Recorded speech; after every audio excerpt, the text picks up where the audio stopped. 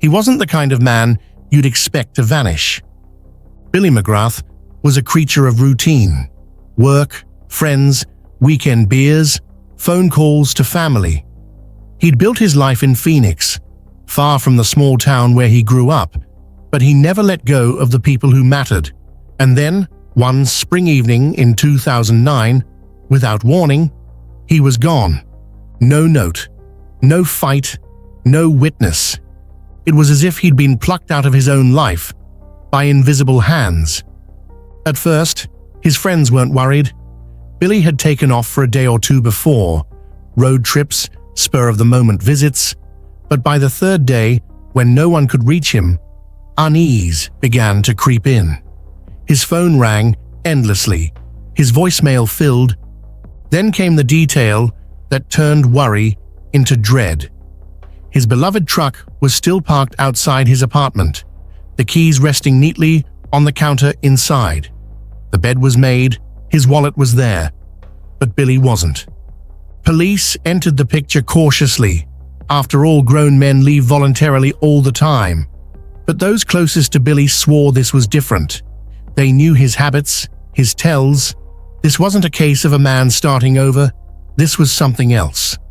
The last confirmed sighting placed him at a neighborhood bar just before midnight.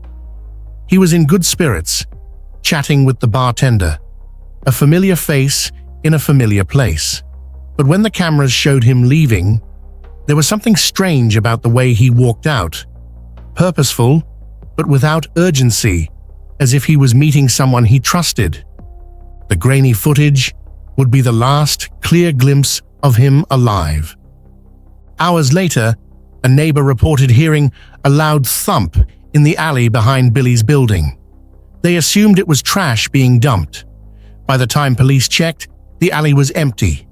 No sign of Billy, no sign of a struggle, no sign of anything at all. The investigation that followed would reveal troubling fragments, strange phone calls, gaps in witness timelines, and a detail about his personal life that few knew. But the truth about what happened to Billy McGrath that night wouldn't surface for years.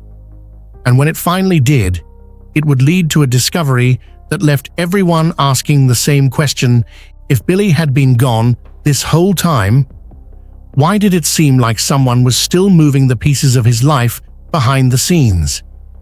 The deeper investigators dug into Billy McGrath's disappearance, the stranger the picture became. First came the banking records. A man vanishes, but his accounts remain untouched. That's what they expected. But instead, there were odd withdrawals, small amounts, never over a few $100s, made at ATMs across Phoenix in the weeks after he was last seen. The camera footage was useless. Whoever was making the withdrawals kept their head down, wearing a cap, avoiding any direct look into the lens.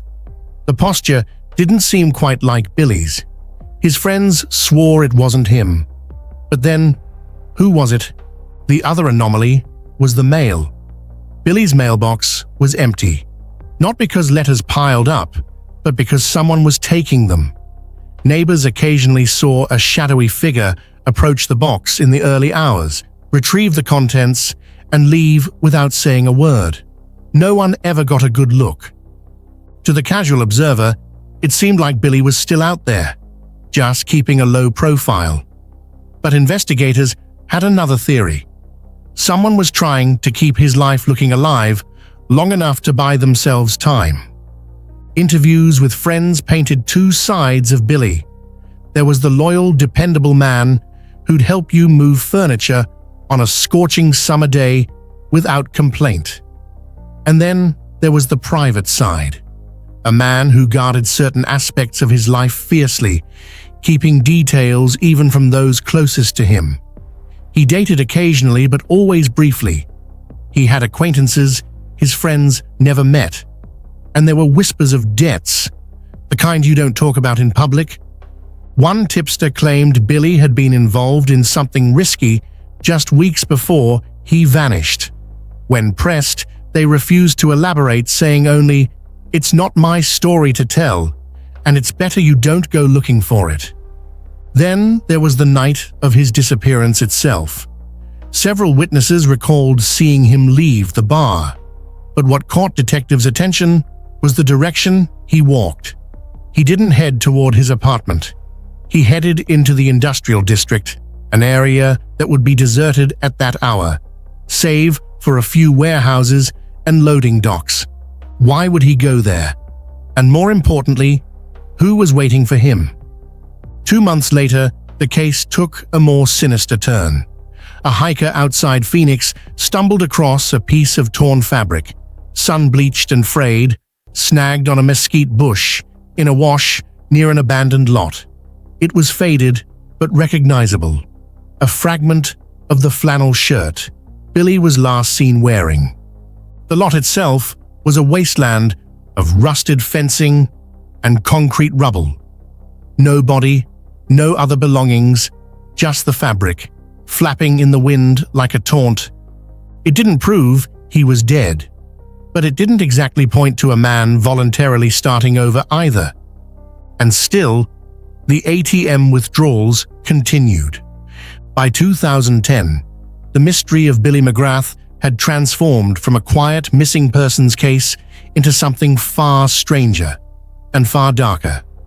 The investigation had become a tangled web of contradictory tips, unanswered calls, and sightings that led nowhere. The bank withdrawals were slowing, but they hadn't stopped entirely. In each instance, the figure at the ATM remained faceless under a cap. One detective began to suspect it wasn't a single person. The posture, gait, and even body type seemed to vary slightly from one withdrawal to the next. If that was true, it meant multiple people were somehow connected to keeping Billy's financial trail alive. But why? Some officers whispered theories over late-night coffee in the squad room, identity theft, debt collection, blackmail. Others believed the truth was simpler, but far grimmer. Whoever was behind it was using Billy's accounts until there was nothing left to drain. In early 2011, a woman came forward with a disturbing account. She claimed she'd seen Billy in a pickup truck at a gas station just outside Phoenix, but there was something about the scene that stuck in her mind. Billy wasn't driving. He was in the passenger seat, staring straight ahead, expressionless. The driver, a man she didn't recognize, seemed tense, his knuckles white against the steering wheel. By the time she considered calling it in, the truck was gone. Detectives tracked down every lead they could on the sighting, but nothing solid materialized. It was like chasing smoke. Then, in the spring of that year, the case finally broke, not with a dramatic arrest or a confession, but with a grim discovery. A construction crew working on the edge of an undeveloped tract of land stumbled upon something half buried in the desert soil.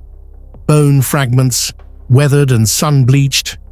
At first, they thought it was animal remains, but then came the glint of a metal belt buckle, dulled by years of exposure, and nearby, the twisted remnants of a watch strap. The medical examiner confirmed what everyone feared. The remains belonged to Billy McGrath. The official word was that his death was suspicious, but inconclusive. There were no obvious bullet wounds, no definitive cause of death, just a man who disappeared into the night and wound up scattered in the desert 2 years later. But for his family and for those who had followed the case, the implications were clear. Billy didn't vanish on his own. He didn't walk into the desert to die. Something happened that night in 2009. Something violent, something deliberate.